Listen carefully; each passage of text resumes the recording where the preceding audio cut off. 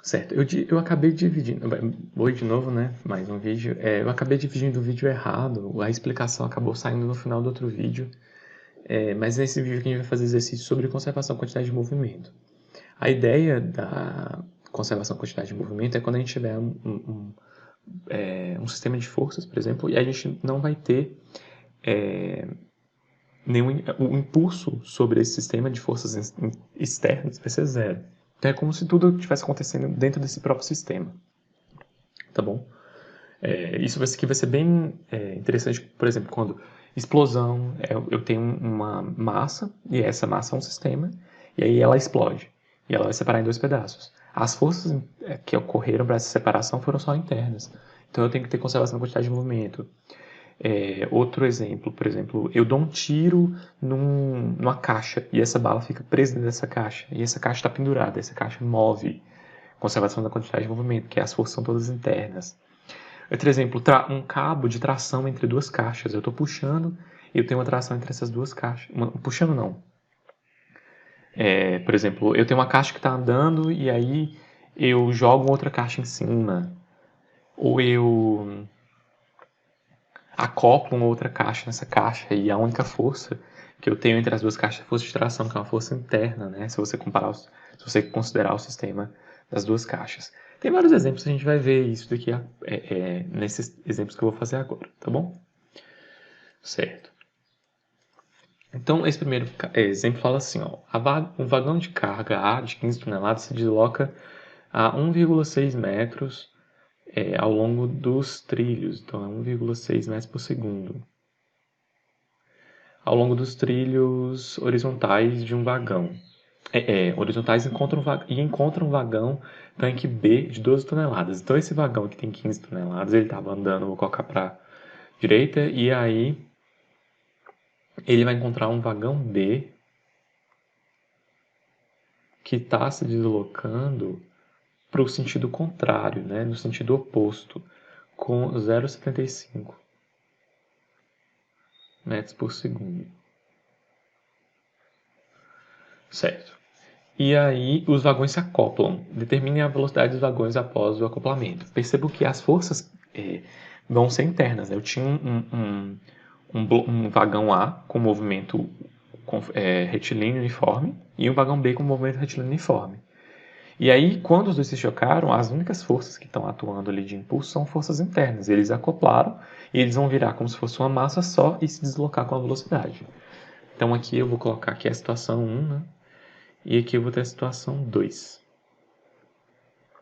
Que eu vou ter os dois blocos aqui, os dois vagões conectados. E eles se deslocando, eu vou colocar a velocidade para a direita, mas a gente tem que saber colocar essa velocidade como velocidade 2. Pronto.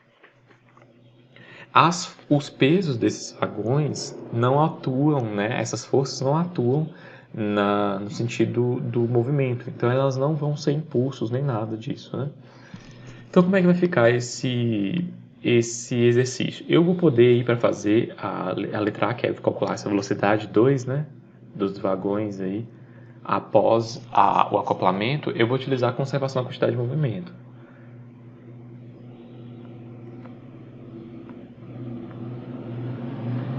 Então, utilizando conservação da quantidade de movimento, eu vou ter o quê? Somatória aí das massas e das velocidades delas antes. Então, eu vou ter M1 VA antes, né? em 1, mais M1 aqui é MA, no caso. MB vezes VB antes. Isso daqui vai ser MA VA em 2 mais MB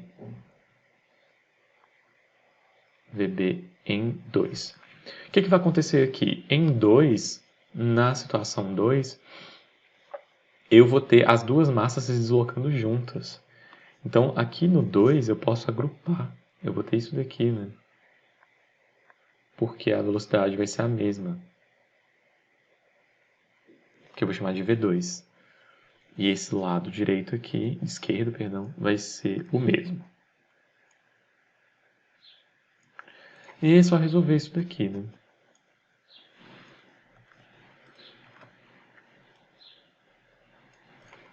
Então, a massa de A é 15 toneladas. Se eu colocar a massa, como eu tenho massa, velocidade, velocidade, velocidade, a unidade que eu colocar para a massa não vai interferir, desde que eu coloque a mesma unidade para todas. E a unidade que eu colocar para velocidade não vai interferir, desde que eu coloque a unidade de velocidade para todas. Então, vou usar toneladas aqui. Vou ficar com 15 toneladas vezes 1,5, 1,6. Mais a massa B, que é 12 toneladas, e 0,75, só que a velocidade é contrária, né? 0,75.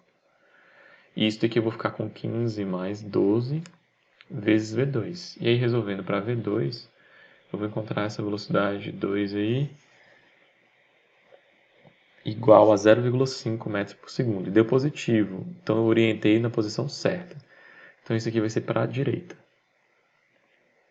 Eu tratei, né, como para a direita positivo aqui. Então, para a direita foi positivo, se deu positivo isso daqui, quer dizer que ela está indo para a direita.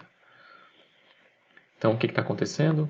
Eu tinha uma massa, um vagão A de 15 toneladas para a direita, um vagão B para a esquerda, e aí, quando os dois se juntaram, os dois juntos se movem com meio metro por segundo para a direita.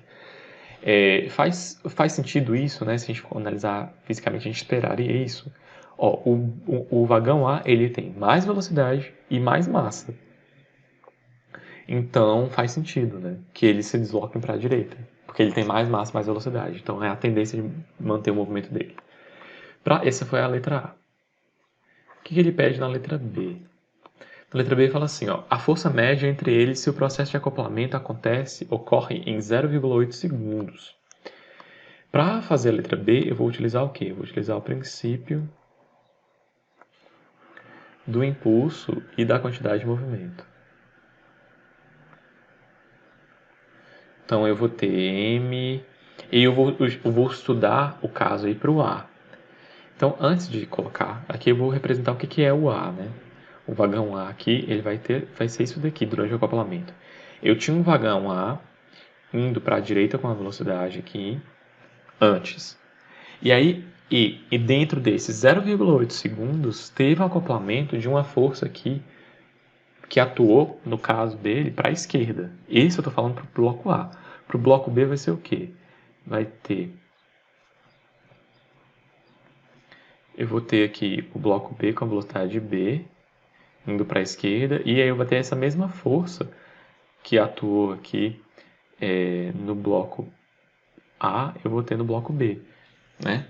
É uma ação-reação. Por isso que a gente não considera isso, por isso que fala que a quantidade de movimento se conserva, né? Porque essas forças são internas, aí é um para-ação e reação. E o tempo de ação dessas duas forças foi 0,8 segundos. Então eu vou fazer para o bloco A. Eu vou ter MA V1A. Então essa era a massa e a velocidade, a quantidade de movimento antes. Aí eu vou ter o impulso. Eu já vou colocar aqui menos F dt. Tá bom? Porque é essa força que está atuando para a esquerda, estou considerando. E aí no ΔT considerado, né, de 0,8 segundos. E aqui eu vou ter MaV2. Então aqui como eu estou considerando só o A, eu vou pegar só a massa do A e a velocidade que ele assume depois, que eu sei que é meio metro por segundo. Então isso daqui eu vou ter, né, no caso aqui eu vou ter que converter, porque eu não tenho tonelada aqui, né, na força. Eu quero essa força em newtons, então eu vou ter que passar a massa para quilos, no SI. Então eu vou ter 15.000 vezes 1,6, mais aqui vai ficar menos a força, que é o que eu quero, vezes 0,8 segundos, é igual a massa, 15.000, vezes V2, que é 0,5. E aí, resolvendo para a força, eu vou encontrar uma força colocar a força média, né? De 18,8. 10 vezes 10 a 3 newtons. Percebo que gente, isso daqui é bem estranho, né? Vamos colocar estranho. Nos exercícios que vocês faziam no ensino médio, a maior parte deles era só a parte de conservação de energia. Porque é difícil você perceber. Suponha que a força atuou durante 0,8 segundos, né? É difícil você saber os 0,8 segundos. Essa força, ela não é constante. Ela tem um tempo de atuação. Ela é uma força complexa. Então é muito difícil. Só que é uma ideia, né, da estimativa de impulso aí que teve nesse carrinho por conta desse choque. E aí a gente percebe que, como o tempo é muito curto, o impulso é muito, muito grande. As forças dão muito grande, né? E aí é justamente o que acontece, os grandes problemas em acidentes, né? Imagina que isso aí tenha sido um acidente. Dois vagões, um que estava indo para a direita e outro para a esquerda, e aí eles bateram, né? E aí eles andaram juntos para a direita. O impulso, né? O impulso que você vai sentir nessa parte, se você estiver dentro desse vagão, são forças muito grandes, porque elas acontecem em tempos muito curtos, tá bom? Certo, essa foi a questão, o exemplo 15.4. Vamos fazer agora o exemplo 15.7. O exemplo 15.7 fala assim, ó, uma estaca rígida P de 800 kg, mostrada na figura, está sendo carregada no solo usando-se o bate-estaca H de 300 kg. Então eu tenho uma máquina, né, que tem uma estaca que está batendo, um bate-estaca que está batendo uma estaca, né, no solo. Então está enterrando uma estaca no solo. Isso é muito utilizado para civil, né?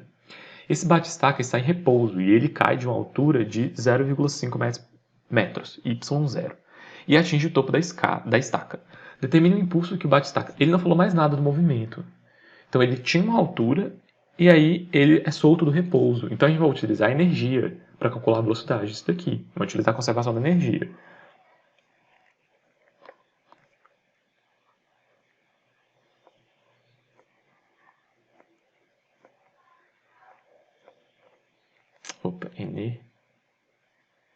Energia. Então a gente vai ter a energia cinética em 1 mais as energias potenciais em 1 são iguais a energia cinética em 2 mais a energia potencial em 2, né? Lembra T e V aí as energias cinética e potenciais. Então a energia cinética em 1 mais a energia potencial em 1, né? A energia antes e agora a energia depois. Percebam que ele sai do repouso, então ele só vai ter energia potencial gravitacional em 1. E em 2 ele só vai ter energia cinética. Tá bom? Então toda energia potencial gravitacional se transforma em energia cinética. Pronto, é isso que a gente vai fazer. Vamos terminar de ler. Determine o impulso que o bate-estaca imprime a estaca, supondo que essa esteja imersa em areia fofa, de modo que após o impacto, o bate-estaca não perde o contato com a estaca. Então eles vão andar juntos, tá bom? Então é como se o bate-estaca e a estaca vão andar juntos logo depois do impacto. Vai ser uma analogia com essa ideia aqui desses dois vagões andando juntos. Certo, então vamos primeiro calcular a velocidade, né? Então aqui antes eu vou ter a massa desse H, que é o bate-estaca que ele chama, né? Ele chama a estaca de P e o bate-estaca de H. Então eu estou fazendo tudo bate-estaca, que é solto. Então é H vezes G vezes esse Y0, que é o que ele chama.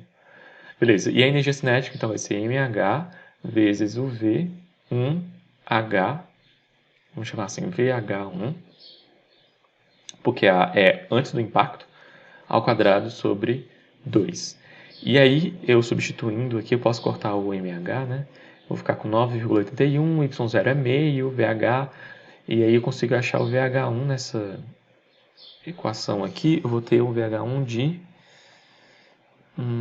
3,13 metros por segundo. Pronto, então eu achei a velocidade antes do impacto. Pronto. E aí depois eu vou achar o impacto depois. Todas as forças que vão atuar dentro desse sistema aqui são internas, né?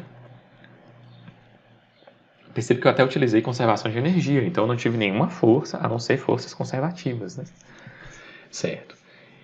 Então, eu vou ter a conservação da quantidade de movimento.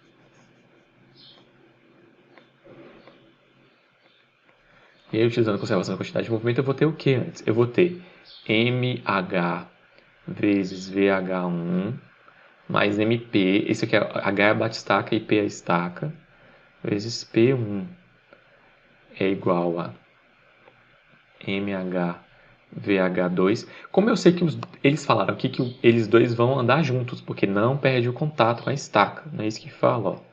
Não perde contato. Então, ao invés de utilizar isso daqui, eu já posso colocar os dois juntos, né? Se vocês me permitem aí. Vamos colocar os dois juntos. Então, vou colocar o MH mais o MP, os dois juntos, se movendo com a velocidade 2 aí, que é o que eu quero saber. Então, aqui eu vou ter, ó, percebam que o bate-estaca tem velocidade, que é esse BH, só que a estaca está parada, né? Então a gente vai ter o peso era quanto? 300 quilos. 300 quilos vezes o VH1, que eu achei que é 3,13, é igual a 300 mais 800 vezes o meu V2, que é o que eu quero saber, não é isso? Então, esse V2 que eu quero saber é a minha incógnita. Esse V2, resolvendo essa equação, ele vai dar 0,854 metros por segundo. Então, pronto, o conjunto vai se mover logo depois do impacto com 0,854 metros por segundo, tá bom?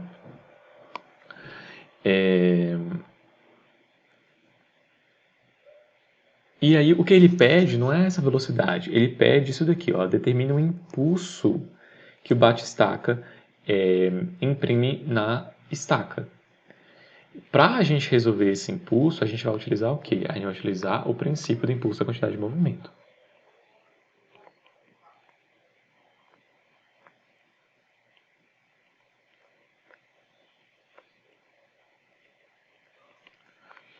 Então, a gente vai ficar com mHVH1, que é o que eu tinha antes, mais o somatório das forças. No caso, a gente vai ter uma força só, né? Então, eu vou colocar aqui só essa integral dessa força.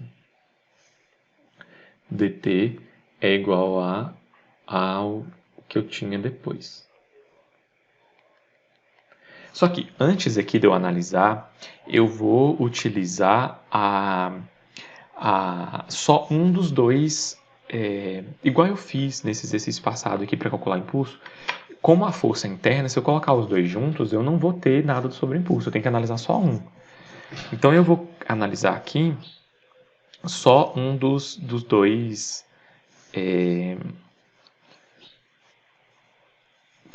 Só um dos dois componentes. Eu vou utilizar aqui o H, que é o bate-estaca.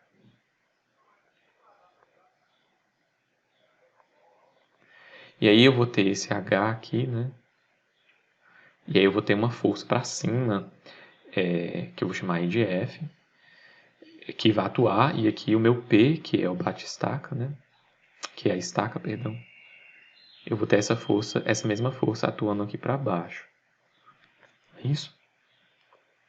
Imediatamente após o impacto, isso daqui é bem interessante de analisar, né? Imediatamente após o impacto, os dois vão andar juntos. E eu vou desprezar todas as ações das outras forças, né? Tipo peso ou atrito, porque eu só quero analisar justamente esse impulso logo desse instante em que os dois estiveram juntos, né? Então eu só quero o impulso dessa força que atuou, né? Entre esses dois componentes. Percebam que tipo, é muito rápido esse momento e o que a gente está aqui não é o peso, não é o que vai causar esse impulso. No caso, é toda aquela massa se movendo com aquela velocidade que vai fazer com que eu tenha essa outra velocidade no conjunto, tá bom? Então aqui eu vou colocar o MH vezes o VH2, que é justamente o V2, né? Eu posso colocar aqui direto o V2. E aí, isso daqui é o impulso. Eu vou resolver isso daqui. Isso daqui é o impulso. Então, resolvendo isso daí, né, vai ficar assim. E essa é a integral de f dt. Percebam que a força também ela é negativa, né? Porque eu estou considerando ir para baixo positivo. Vocês viram que todas as velocidades que eu coloquei foram todas positivas, porque estava tudo indo para baixo. Então, como a força está para cima, eu estou chamando essa força aí, né, de negativa para cima. Então, vou colocar um menos aqui, tá bom? E aí eu vou ter esse MH, né, V2 menos o meu VH1. E aí resolvendo, essa conta aqui vai dar até negativa, né? Então esse sinal ele vai poder sair. Esse meu impulso ele vai dar quanto? Ele vai dar 683 newtons-segundos. A unidade de impulso, né? Que é força vezes tempo. Newtons vezes segundos. Então esse daqui é o impulso. Tá bom? É meio estranho, né, essa análise assim, de impulso. Porque é o que eu falei, é muito difícil mensurar tipo, o tempo que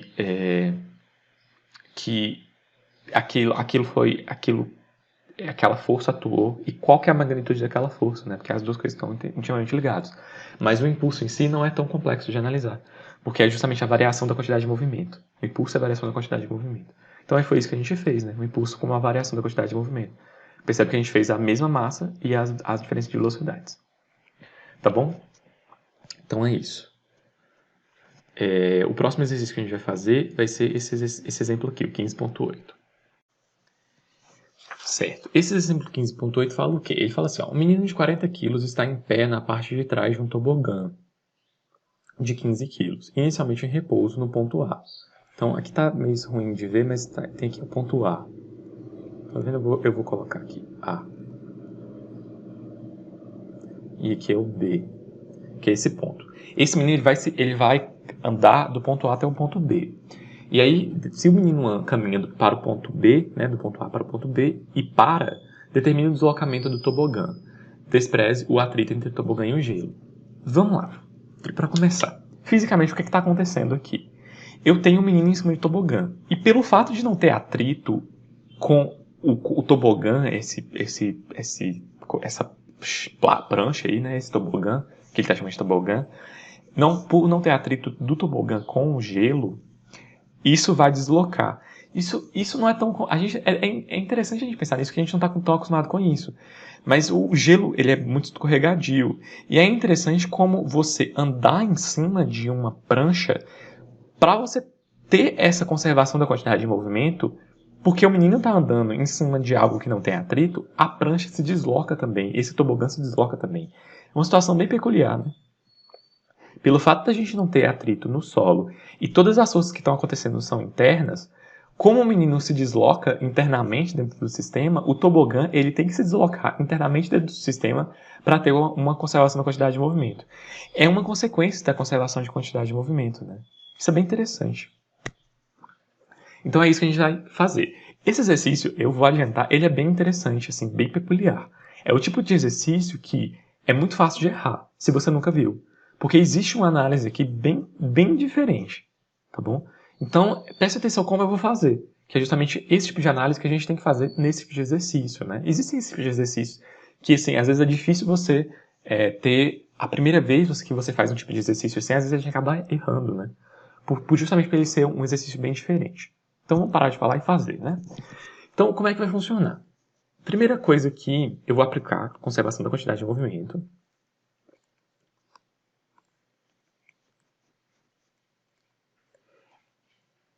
Resolver o exercício não é complexo em termos de conta. Vocês vão ver que o exercício é curto. O mais importante aqui é a análise, né? Então, ó, isso aqui que está acontecendo, a gente consegue analisar nessa figura aqui, que tem até do próprio livro do Hibbeler, né? Então, ele estava no ponto A, e pelo fato de ele começar a andar lá para a esquerda, ele não vai andar o tanto que ele acha que... Por exemplo, referencialmente aqui, ao tobogã, ele andou 2 metros. Ele saiu da posição A à posição B. Só que em relação ao solo, ele vai andar só essa distância SB aqui. É como se o menino está andando em cima do tobogã, mas o centro de massa permanece constante. Lembra que foi isso que eu falei, né? No outro vídeo, no final do outro vídeo, a gente falava essa consequência. Isso daqui, ó. A soma do... eu não escrevi. Eu só falei. Depois que eu falei dessa soma dos impulsos externos e que será nulo, eu falei que o movimento do... Vou até ler. A velocidade do centro de massa permanece a mesma. Então, no caso, como tudo estava parado no começo e o menino está andando referencialmente em cima do tobogã, é como se a velocidade do centro de massa permanecesse constante. Por isso que há essa compensação, né? O menino anda para a esquerda e o tobogã anda para a direita. Para que a velocidade desse centro de massa, desse sistema, o do menino e do tobogã, permaneça o mesmo. Então, o que eu vou ter antes, né? Eu vou ter antes 0. Porque antes eu não tinha movimento. Então eu posso colocar aqui que a massa do menino, né? Vamos colocar, esse menino aqui eles chamam de B no livro, né? É, B. Então a massa do garoto aí, B, mais a massa do tobogã, juntas, vezes a velocidade do conjunto em 1, isso vai dar 0, né? Já posso colocar aqui, isso aqui é 0, porque tudo está parado antes. E depois eu vou ter aqui o menino andando para a esquerda, né? Eu vou ter esse mb vezes a velocidade de b para a esquerda, então eu vou colocar aqui um menos. E o tobogã andando para a direita, mt vezes vt. Então, isso daqui é a conservação da quantidade de movimento. Eu vou ficar com essa equação aqui, né? mb/vb mais mt/vt. Certo? E aí parece que eu não consigo chegar em nada aqui, porque apesar de ter as massas, eu não tenho essas velocidades. E aí eu vou ter uma relação entre a posição. A posição do centro de massa, aqui, né? Vamos supor que a posição do centro de massa é a mesma. E aí eu vou ter referencialmente em relação à posição do menino, né? Que ele saiu da posição aí A para a posição B, desse ponto aqui. Eu vou firmar esse ponto aqui como o referencial de posição S. E eu vou referenciar tudo em relação a isso. Referenciando tudo em relação a isso, eu consigo perceber aqui que o SB, que é o do garoto, aí esse SB, mais o ST, né, o tanto que ele andou para a esquerda, mais o tanto que ele andou para a direita, isso equivale aos 2 metros. Né? Ou seja, aqui eu posso isolar o SB do garoto e eu vou ter que é o 2 menos o ST. Ok. E aí, como sair dessa equação aqui para conseguir algo que eu consiga ter duas equações com as mesmas incógnitas? Qual que é a solução que a gente sai daqui? Eu vou pegar essa equação aqui e integrar. E aí, integrando essa equação, como eu tenho aqui massa, velocidade e tal, eu vou integrar. Lembra que a velocidade, né, é ds dt. E aí eu vou ter que ds é v dt. Eu vou assumir as velocidades constantes, né? Assumir velocidades constantes aqui.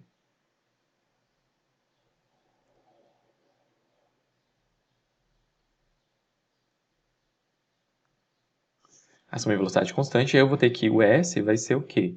Vai ser V vezes T. Se saiu do repouso, né, vai ser V vezes T. Aquelas nossas equações lá antigas. O tempo para o garoto vai ser o mesmo, né? Então a minha equação ficaria tipo isso. Ficaria mb vezes sb vezes ΔT mais mt vezes st vezes ΔT. O tempo que isso acontece é o mesmo para os dois. Se é o mesmo para os dois, eu posso simplificar, né? E aí eu vou ficar com essa equação aqui, ó. Vou ficar com menos mbsb. Eu coloquei maiúsculo e na figura está minúsculo, mas dá para entender. Mais mtsT igual a 0. E aí esse ST aí, eu posso substituir esse SB igual a 2 menos ST. E aí eu vou ter isso daqui, né? MB 2 menos ST mais MTST. MTST, né? É uma sigla em português. Pronto. E aí eu tenho que isolar o ST, que é o que eu quero. E aí, isolando o ST, eu vou ter... Vou fazer devagar. Vou ficar com menos 2MB mais MB vezes ST mais MT. ST igual a 0. E aí, o ST, eu vou ficar com 2MB, que não tem ST aqui, o ST tem aqui e tem aqui. Então, esse 2MB passa para o lado positivo e dividido pelo que está multiplicando ST, que é MB mais MT. E aí, resolvendo, esse ST ele vai dar 1,45 metros. Lembra que isso aqui vai ficar 2 vezes. A massa do menino é 40. Ó, vamos voltar lá. A massa do menino é 40 e a massa do tobogã é 15.